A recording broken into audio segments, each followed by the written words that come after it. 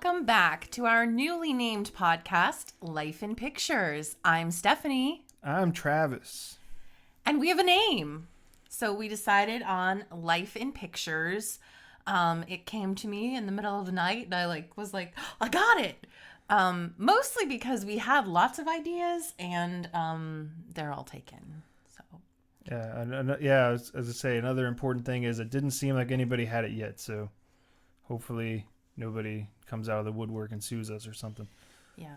And mostly also because Life in Pictures can mean more than just one thing. And while we're going to be doing a lot of talking about movies, if we wanted to segue into our life as a family, we could do that as well. So it has multiple layers to it. Yeah, or if we have a guest host or whatever, it doesn't necessarily have to hinge on the fact that we're married, because obviously that would be weird if you themed it all around that and then you had somebody else hosting with you or something. And also, since we have a name, we now have social media accounts, thanks to Travis. Facebook, Instagram, Twitter, at Life in Pics Pod. Yes. So check those out. I'm trying to keep them up to date. Yes. One other important thing I'd like to stress here, if you don't already know, there are going to be spoilers in all of these podcasts. So if you haven't seen this movie yet and you don't want it to be spoiled for you, you might want to go check it out.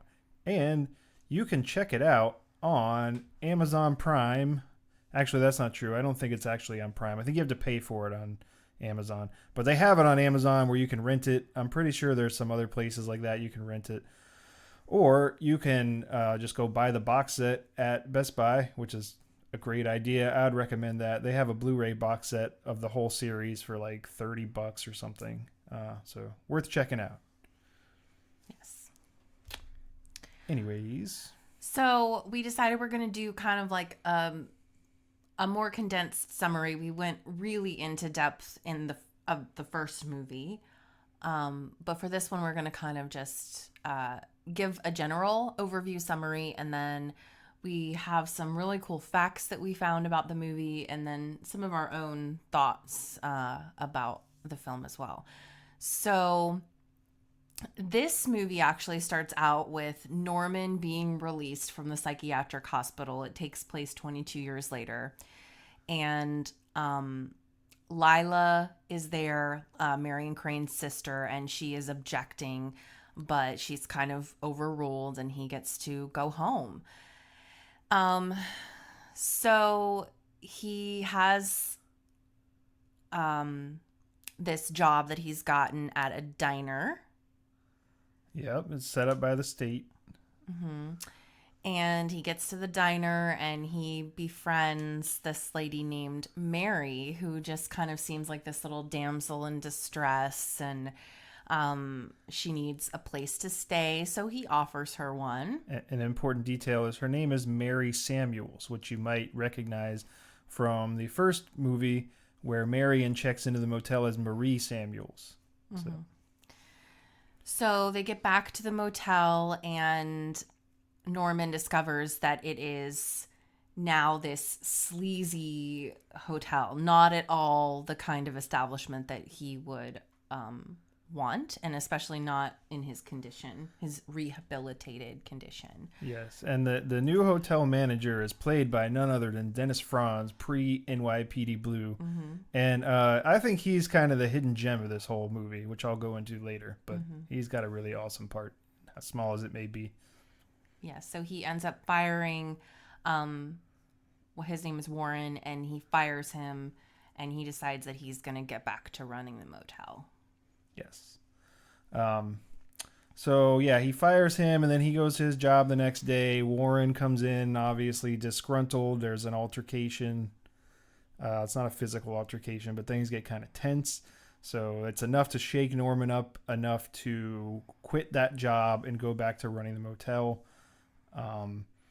Once he starts running things again, people start dying. He starts questioning whether it's him or not, whether he's blacking out again, whether he's going insane or what's happening.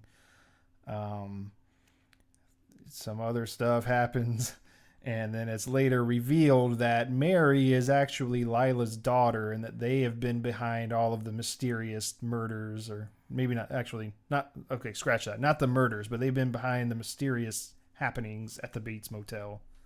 Also, I should point out that Mary is the daughter of Lila and Sam. Sam is who Marion was with in the beginning of the original Psycho movie. So that means that Marion's sister and her man ended up together. Yes. Mm-hmm. So Mary, in the midst of all of this kind of messing with Norman along with her mom, has a change of heart. And she sort of feels like it's the wrong thing to do, and she tries to tell her mom, "Hey, we need to quit doing this. He's just trying to live a quiet life. We need to leave him alone." Mm-hmm. Her mom doesn't see it that way. She keeps up the shenanigans, and she gets killed. Mary discovers that she was killed, and then Mary thinks Norman killed all of the people, and she tries to kill Norman. The police see that. They shoot her. She dies. They theorize that she was actually the one that was behind all of the murders. And so case closed. Everything goes back to normal. Norman gets to live his quiet life. But wait, we're not done. The lady from the old lady from the diner, Mrs. Spool. Which I don't think we ever said there's an old lady that works there. But just if we didn't, there's an old lady that works at the diner with him, and her name is Mrs. Spool. She's a hostess. Mm-hmm. Very nice, unassuming old lady. Wouldn't suspect her of anything. So it turns out that Mrs. Spool comes to visit Norman, and she reveals herself to be Norman's biological mother, and she has this whole story about how she's actually Norma's sister. Norma's sister, yeah. And so she goes on to tell Norman that she was behind the killings that had taken place, making him think that he was crazy. Yeah, she said that she, one by one, she took out everybody that was a threat to him.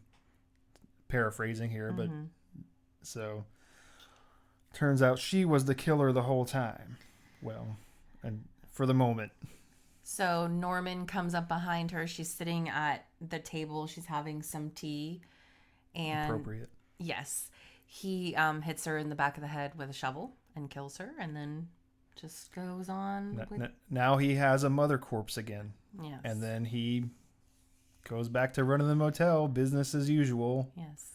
He's got, mother back, and things are... different mother, but, you know. Back to normal, so to speak. Yeah. At least back to the way it was in the first film. So there are some interesting facts about the making of the movie. Yeah, this movie was released in 1983, which is kind of interesting because they keep saying how it's 22 years later in the movie, but 1983 was 23 years after the first film came out. And I'm thinking it's probably one of those things of like, maybe they wanted to release it in 82 and they just couldn't do it. I'm not really sure what the reasoning is behind that, but I'm assuming it's got to be something like that. I'm pretty sure the book came out in 82. So maybe they were just trying to parallel the book. Maybe they filmed it in 82. It wasn't released until... the screenplay was written by Tom Holland, no relation to Spider-Man, who went on to direct the movies Fright Night and Child's Play. So he kind of went down this horror path once he did Psycho 2. Which, side note, when I heard Tom Holland was playing Spider-Man, I was like, really? Because that was the only Tom Holland I knew of at the time, and I was like, I'm not really sure how that's going to play out. He also appears in the film as Deputy Norris. Yes. So... and then one other piece about the making of the movie, the final scene was actually kept a secret from the cast and crew until the day of shooting. So the only people that knew were the director and the writer. Not even Anthony Perkins knew the ending of the movie. Yeah. So that's pretty cool. That seems in line with Hitchcock. Yeah. I know that they tried to kind of stay true to Hitchcock as much as they could. Um, Originally, uh, um, what's her Vera Miles, who plays Lila Crane, and Anthony Perkins both had turned down the roles. I think for different reasons, but I know one of them was that Vera Miles' reasoning was that she didn't want to do just like another slasher movie or whatever. She thought they were all kind of just going for gore and the name, not really necessarily adding anything beneficial to the story. And I think that's why Anthony Perkins did at first as well. I think they both just wanted to make sure that it was going to further the story. And then, so finally, they took those roles and they were happy with the direction they were going in. I know these filmmakers tried to stay true to Hitchcock, and I think they did about as well as they could have done trying to make a sequel to this 22 or 23 years after the fact. So it was actually originally supposed to be a TV movie, and that was part of the reason why Anthony Perkins declined at first. He didn't want to be in a TV movie, but once they signed him on, then Universal picked it up. Yes. And I believe the filmmakers actually went to Pat Hitchcock, who played Marion's co-worker in the first one, to get her approval since Alfred Hitchcock was no longer with us by the time this movie came out. And so Pat Hitchcock gave approval on behalf of her father.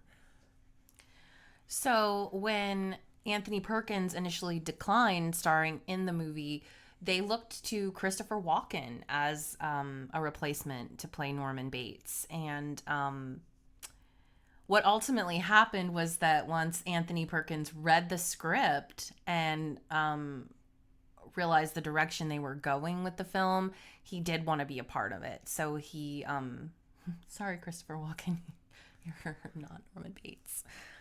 Yeah, I think that would have been kind of a crime to have anybody else play Norman Bates while Anthony Perkins was still alive. I mean, there's just really nobody else you're going to find that's going to play that role like he will.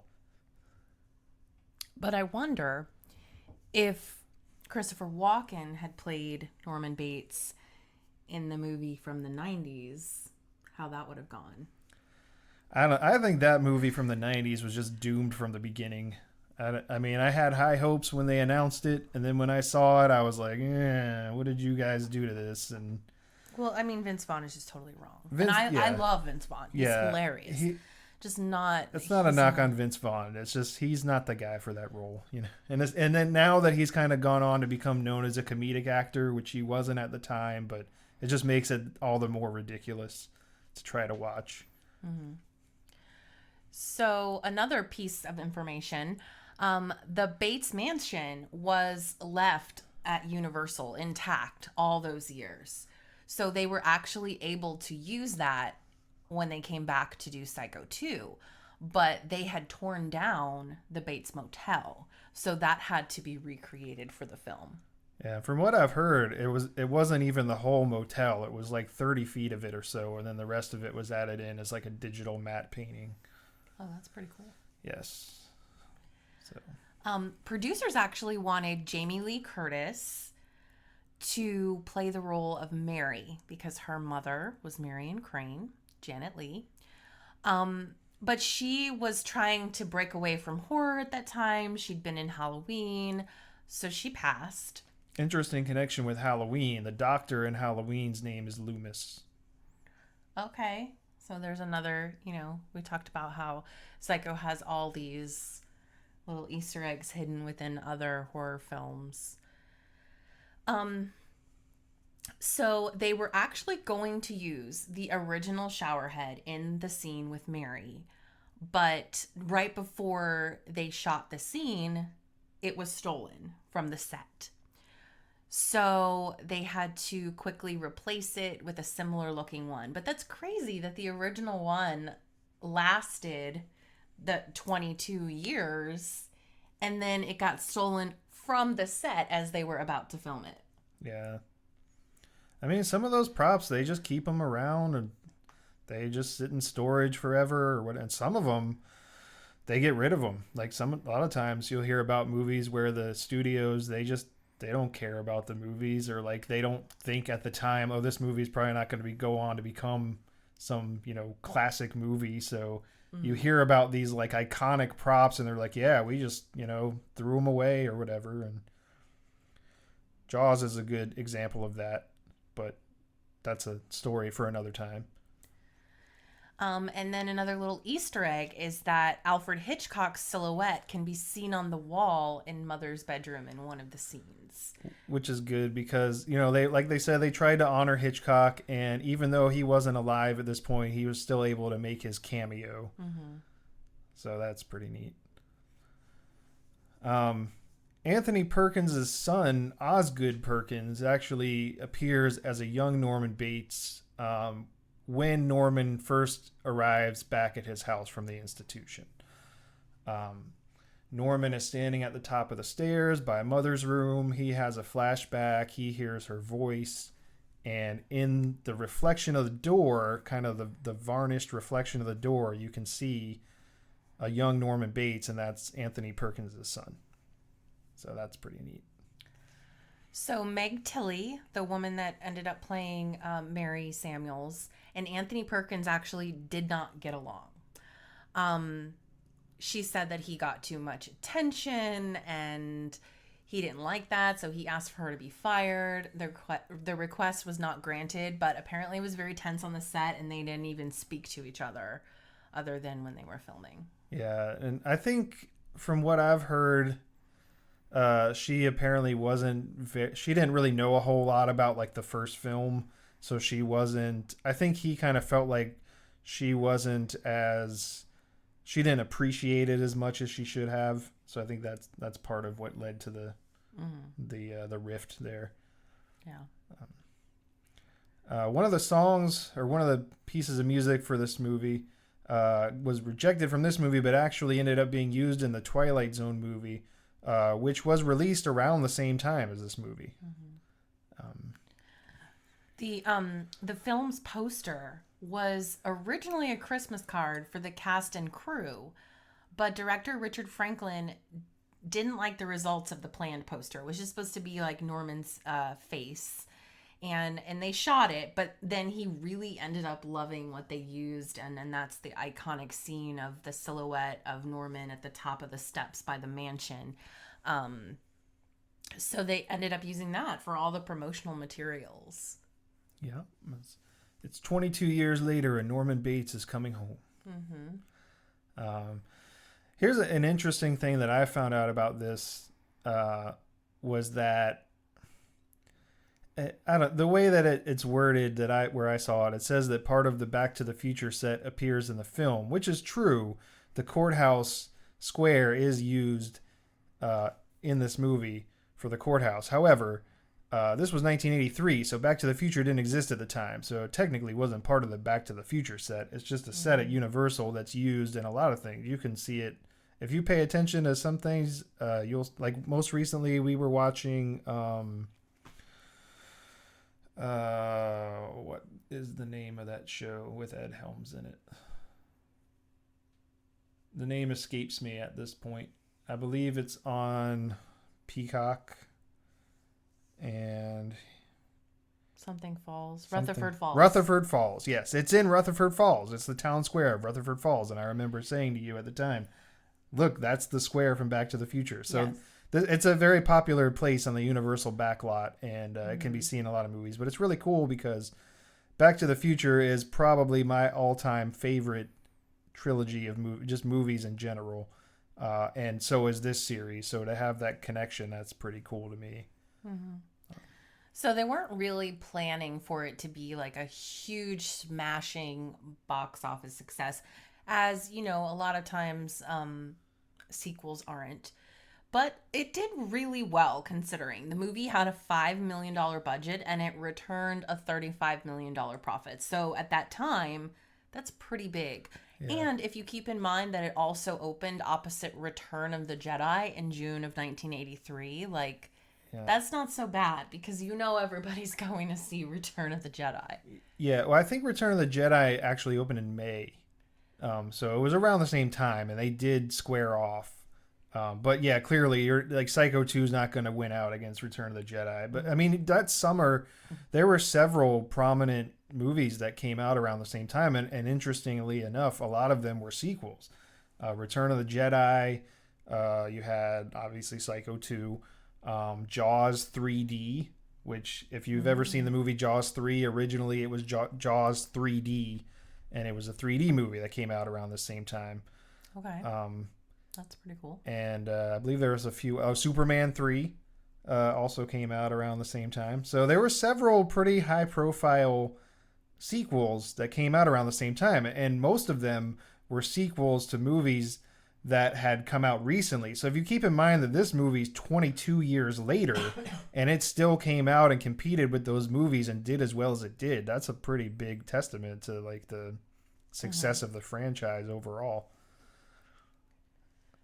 So the book was released first, but Universal was really against it and did not want Robert Bloch to pursue a sequel. Yeah, and to which Robert Bloch did not take their advice, and he wrote it anyway, and it's completely different from the movie. An interesting tidbit is that Norman Bates dies in Psycho 2 in the book, not in the movie, in the book. Which is a fact that I am sure that I knew at one point because I have read that book a few times, but I did not remember that until I was researching for this podcast again. So other than the fact that they have the same name and they revolve around Norman Bates and take place 22 years later, that's really where the similarities end between the book and the movie. Yeah. It's kind of interesting. The book has a similar plot to the movie Scream 3.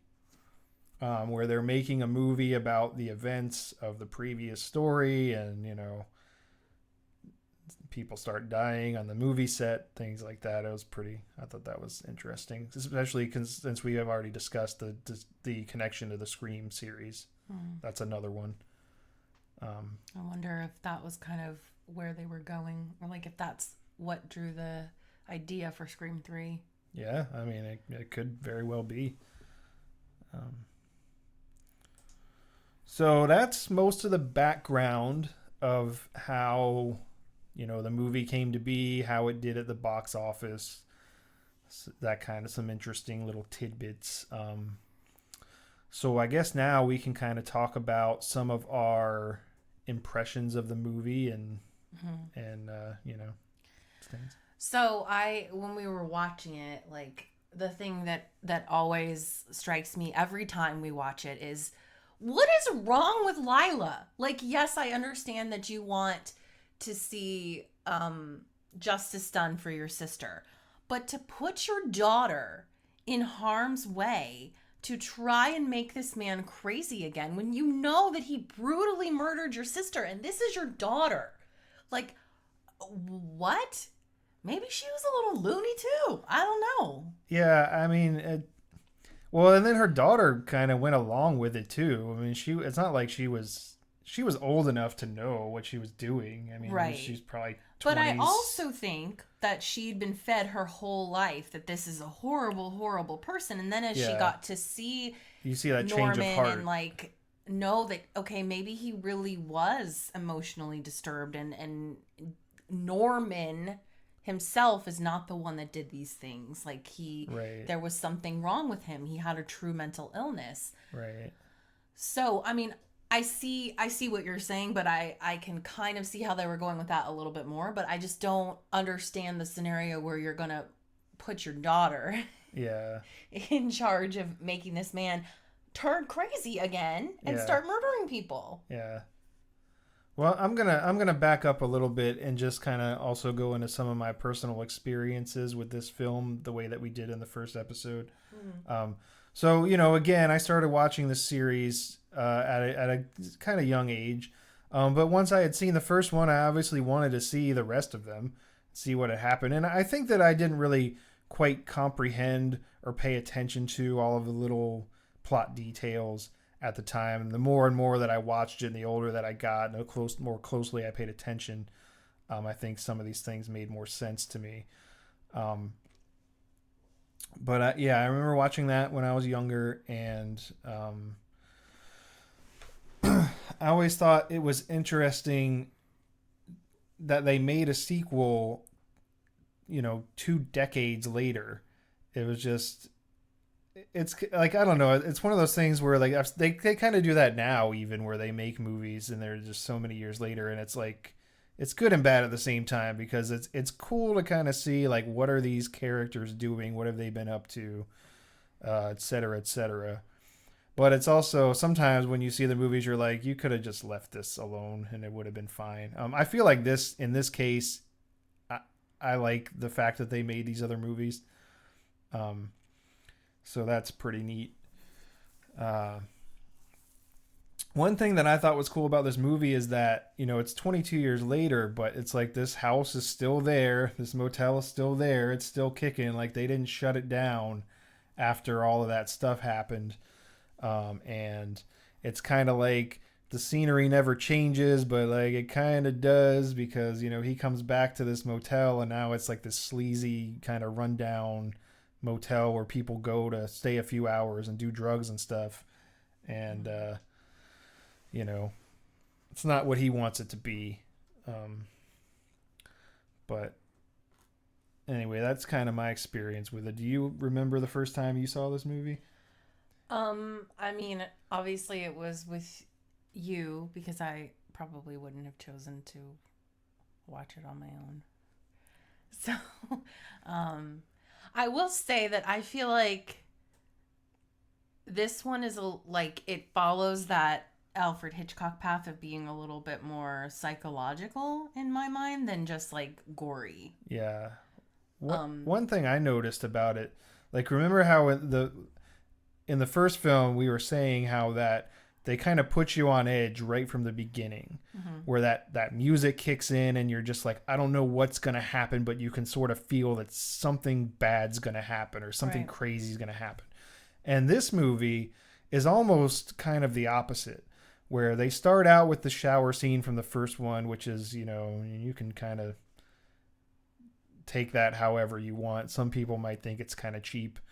Um, Well, it's been 22 years. You need to be but reminded I what guess, happened. yeah, you probably need that.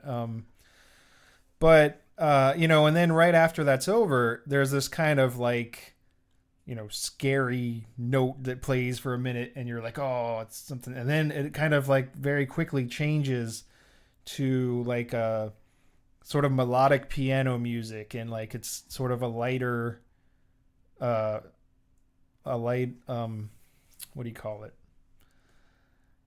The tone on the screen, I guess, is light. It's not dark and like foreboding anymore, Hmm. And I think that kind of puts you in the mindset, like opposite of the first one. This one kind of puts you in the mindset of like, okay, maybe things are different now. Maybe we should give him a second chance as an audience. Maybe we don't need to immediately um, believe that he's bad or that he's going to do something bad. Hmm. And I thought that was a really cool contrast from the first one. Right. Um, so, so anyway, I guess you had your question about why Lila would put her daughter there. Yeah. One of the questions I had was that like Emma Spool at the end tells him how one by one she took out all of these people that were threatening him. But there's a scene in the movie where these two this these two teenagers kind of go down into the cellar of his house, and they're just there to kind of like fool around and smoke weed and stuff. But she kills the boy, and I'm just like, what the heck did those kids do to Norman? Why did she kill them? They weren't a threat. Yeah. Well, I think it was because, they're doing cheap erotic things I guess. in the basement. I mean, obviously she's crazy too. She's not that. They're all Yeah. cuckoo. So I don't know. I mean, I guess all of these things you can kind of explain away. I just thought that was interesting. Yeah. Um. Like, I mean, she kills Warren Toomey, and Toomey had actually gone to the restaurant and like tried to start a fight with Norman and like whatever. I could understand how you'd be like, okay, that guy's threatening him. I'm like, what the heck? Did these kids never even met him? Like Right. what? Right. Not that you can really justify the actions of an insane person and they're insane. There's no rules, I guess. But Right. anyways, that was a question I had. Mm-hmm. Something else I thought of, I've already talked about this, but it was weird how they keep saying 22 years later, even though in reality it was 23 years when this movie came out. Mm-hmm. I don't know. I also thought it was interesting that there's a scene in the movie where Norman gets locked in his attic. And actually, I think he's locked in the attic while that kid's getting murdered in the cellar. Mm-hmm. So, he gets locked in the attic. That's how we know he didn't do it. Yeah, and then, he kind of, I guess he falls asleep and he wakes up to Mary opening the door and letting him out. And, we later learn that Mary and Lila are the ones that have been kind of messing with him and whatnot. And I don't understand why Mary and Lila would have been the ones that locked him in the attic if Emma was the one that was killing everyone. Like it almost kind of seems like they all coordinated together, but I don't think the three of them ever even met. Yeah, I think they're unrelated incidents. But at that point,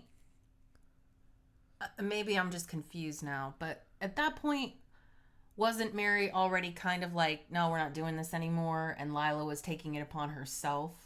I think so, yeah. Yeah, so I kind of feel like Lila did it, and then Mary came and stumbled upon him in the attic. Yeah. But, who And knows? then the other thing I thought was weird was like the psychiatrist, he ends up dying in the end, and he sort of, like Mary's holding a knife, and he comes up behind her, and he's just like, I don't remember exactly what it is that he does. He says like, hey, or something, and grabs her, and she turns around as like a nervous reaction and just stabs him. And then he falls over the stairs, and then the knife plunges further into him and he dies. But I'm like, why would you do that? Like, it wasn't like he was trying to scare her or something, but it's like, you got to know that's going to happen if you approach somebody like that. Well, dramatic effect. And I mean, I guess, the answer is that like that's what they scripted, but like it just I don't understand why like that would happen, Like what's the storyline reason for that happening? I find myself questioning that when I watch wrestling a lot too, where they do some stuff that doesn't make sense, and I'm like, I understand why they did it in real life, but like what's the explanation for this in the story, Right. Anyways. So tell us about your favorite scene. So as I'm watching this movie, there's a few that things that I think are pretty cool. Like when Norman first offers her a place to stay, he goes to give her a cabin, and he sort of looks at the keys and he sees cabin 1 and he hesitates for a minute, and I think that's another one of those where they're sort of winking at the audience, there's a few of those moments throughout the series. And I always thought that was nice how they kind of give you that little wink. But I think my favorite scene in this whole movie is what I was talking about earlier, is where we see Dennis Franz. And, Dennis Franz, he's a great actor. He's so far removed from the traditional characters you think of him playing in this movie. Yeah. Yeah. And, Norman finds drugs in the rooms when he goes to clean up the room for Mary, and then he meets Toomey, Warren Toomey, who's played by Dennis Franz. And, Dennis Franz is like, yeah, this is what this hotel is now. Like, that sucks, doesn't it? And he does a really good job. It's not so much like, I'm an actor in a cheesy horror movie. Like, he's like, you can tell this guy's got some chops, And, but as we said, he gets fired, whatever. Well, when he comes back to kind of clear out his stuff and leave, he has this exchange with Norman where I'm not sure if it was meant to be funny or maybe it wasn't funny in 1983, but it always makes me laugh, where he comes and he yells at Norman and he's like, at least my customers have a good time. What do yours get, Bates? Dead. That's what they get. Murdered by you, you loony. Obviously, that's my favorite part of the movie as well. It's the greatest thing ever. I just want to work that into my everyday life. Like when somebody does something wrong, I'm just going to yell at them. Ya loony! Yeah. It's awesome. Anyways, Dennis Franz as Warren Toomey. He's not in the movie for that long, but like that is just, it's got everything you could want. Drama, comedy, action. He's the guy. Yeah. You think he was good in NYPD Blue? Psycho 2. That's the movie you want to see Dennis Franz I bet that's what he's most proud of in his career. I mean, the rest of his career pales in comparison to the performance he did in Psycho 2. Yes. And it's just, there's hands down the best. Mm-hmm. All right, anyways. So that's my favorite scene in the whole movie. It's probably not one that you're supposed to find funny in the way that I did, or maybe it is. I don't know. I'm not sure what their intentions were there, but that's how I've always found it. I thought it was really interesting that they were able to give Hitchcock a cameo in this. That was something cool. They didn't have to do that, and it was cool that they were interested. Being respectful. Yeah, they wanted to honor his legacy. Right. You know. I mean, including getting his daughter's permission to make the film. Yeah. Yeah. And I really like the ending of this movie too, because it's sort of like, the whole movie you're kind of rooting for Norman, that you're like, oh, maybe he's better now and that's great and everything. But in the end, you sort of realize like the reason you want to watch this movie is because you want him to be crazy and you want him to be, that's just who he is. That's what the story is. And it's cool that they sort of reset it back to normal in the end, I thought. Mm-hmm. So I thought that was, and then I also thought it was interesting about how Mary had the change of heart, in the kind of in the midst of them trying to drive him crazy again. And one thing I thought of today, which I'd never really viewed it from this perspective before, but there's a scene at the end where Norman is convinced that Mary is his mother because she dressed up like his mother to try to convince him that his mother wasn't alive anymore. Mm-hmm. And he's just, by this point, he's like insane again. And because we should note that Norman's been getting phone calls from Mother. Yes. Yeah, part of the things that they've been doing to him is leaving him notes, calling him on the phone, things like that to try to drive him crazy again. And, she's holding the knife. And I think eventually she gets to the point where she's like, get away from me. And she stabs him in the palms. And he grabs the knife at one point. And you can tell he's cut up pretty bad and losing a lot of blood. And, like I said, I saw this movie. It was probably the mid 90s, so about 10 years later. And I was, I guess my age didn't have anything to do with it, but by that point, Psycho 3 and Psycho 4 had come out. So, I mean, he's not going to die because he's in these other movies. But, like, when this movie came out, we wouldn't have known that. That seems kind of like, are they going to kill Norman in this movie? Like, what's going to happen to him? I'd never really thought about that until, like, now. Right. So that's a pretty cool... It's probably one of those things that's, like, the same type deal where, like, when if you saw the first one, not knowing that his mother was already dead and it was him. Mm-hmm. Where, maybe originally that would have been a pretty cool twist if you didn't already know about it. Right. But I already did know about it, so it didn't really help me too much. Right. I mean, I think that's pretty much everything. Yeah, I mean, this one, we're trying to kind of get the rhythm here of not talking for too long about things, but also we want to make sure there's enough content here to tell a story, but not so long that people lose interest. So I guess that's pretty much everything. I feel like there were some other things that I wanted to talk about, and now I'm having trouble remembering what they were. So, well, on the next episode, we will discuss Psycho 3. So Travis really wants to go through the whole series, so we're going to do that, and then we're going to, then I'm going to pick something. Yeah, we're going to branch off. I mean, this isn't just strictly like a horror podcast. we're going to talk about all the movies that we like. So, eventually we'll get to everything. And I personally think that Psycho 3 is where things start getting real weird. It is a little weird. Anthony Perkins directed it, which is cool, but he kind of got weird with it. Yeah. So that'll be cool to discuss. In the meantime, please, like and rate and review on Apple Podcasts. Yeah, we are available now on Apple Podcasts, Amazon, Audible, Google Podcasts, Anchor, and Spotify. Yes, and follow us on Facebook and Twitter and Instagram. We're probably going to start putting some like polls up to get, opinions of what people might want to hear. We are at Life in Pics Pod. Yeah, on all of those platforms.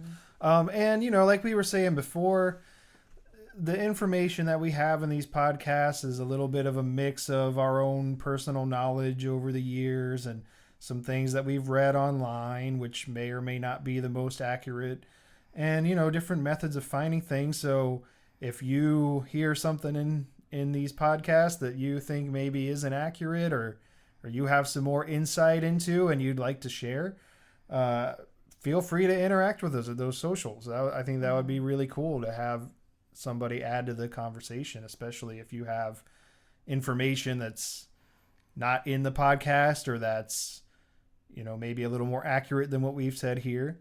And if you have suggestions for further episodes, things you'd like to hear, like we were just saying, that would be really cool.